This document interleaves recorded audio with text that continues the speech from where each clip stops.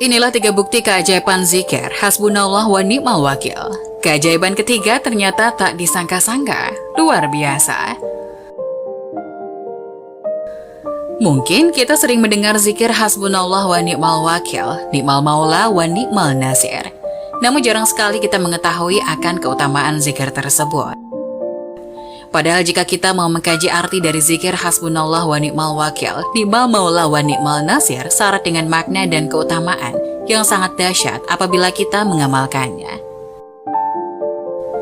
Zikir tersebut merupakan zikir kepasrahan kita kepada Allah untuk diberikan pertolongan agar terbebas dari segala macam perbuatan jahat manusia. Cobaan hidup yang amat berat juga dari fitnah keji yang dilakukan oleh manusia. Sahabat Abdullah bin Abbas pernah berkata bahwa Hasbunallah wa ni'mal wakil, ni'mal maula wa ni'man nasir adalah doa yang pernah dipanjatkan oleh Nabi Ibrahim alaihi salam ketika beliau akan dilempar dalam api yang membara. Dalam sejarah mencatat, zikir Hasbunallah wa ni'mal wakil, ni'mal maula wa ni'man nasir adalah salah satu bacaan yang kerap diucapkan oleh para nabi maupun ulama, baik dalam keadaan lapang maupun saat menghadapi cobaan besar ataupun fitnah yang berat.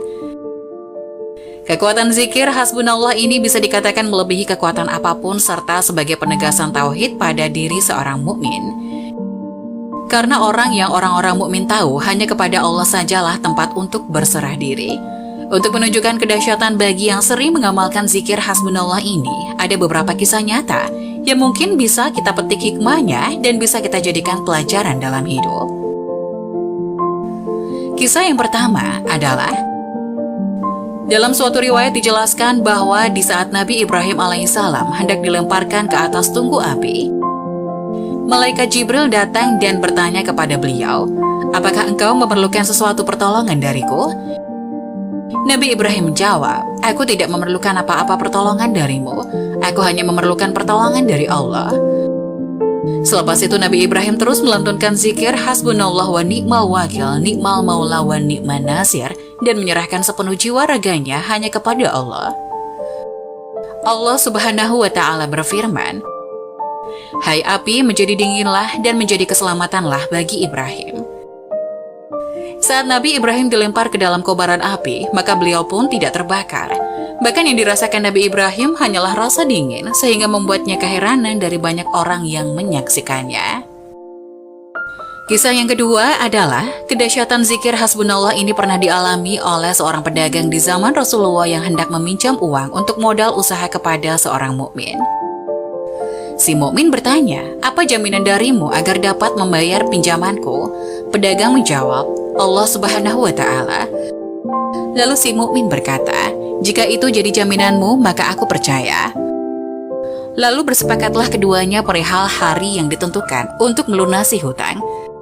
Si pedagang pun menggunakan uang itu untuk berdagang. Ketika waktu sudah jatuh tempo pelunasan, si pedagang membawa hasil keuntungan dagangannya untuk menepati janji kepada si mukmin. Namun sesampainya di seberang lautan, tak ada satupun perahu yang dapat membawanya si pedagang ke tempat tujuan. Karena khawatir akan lewat jatuh tempo dari kesepakatan yang telah dibuat dengan si mukmin, lalu si pedagang mengambil sebuah kayu dan melubangi kayu tersebut. Dimasukkan sejumlah uang beserta sebuah surat di dalam kayu tersebut. Keesokan harinya si pedagang akhirnya dapat menyeberang dengan membawa uang pengganti yang lain. Kemudian ia datang menyerahkan uang tersebut kepada si mukmin. Lalu si mukmin menjawab dengan tersenyum, "Uang pinjamanmu sudah aku terima kemarin. Ketika aku menunggumu, aku menemukan sebuah kayu lalu kubawa pulang untuk kujadikan kayu bakar. Pada saat aku membelahnya, aku melihat ada uang beserta surat darimu." Si pedagang pun tersenyum dan bersyukur kepada Allah Subhanahu wa Ta'ala.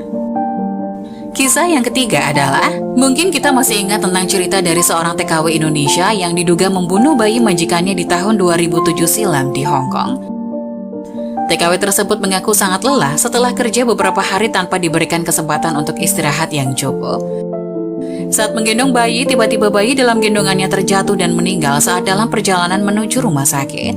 Lalu TKW tersebut ditahan dan dimasukkan ke dalam penjara dengan dakwaan pembunuhan sambil menunggu proses pengadilan. Dalam sidang di pengadilan yang berlangsung beberapa kali dengan didampingi pembela dari KJRI, ia dituntut penjara 7 tahun.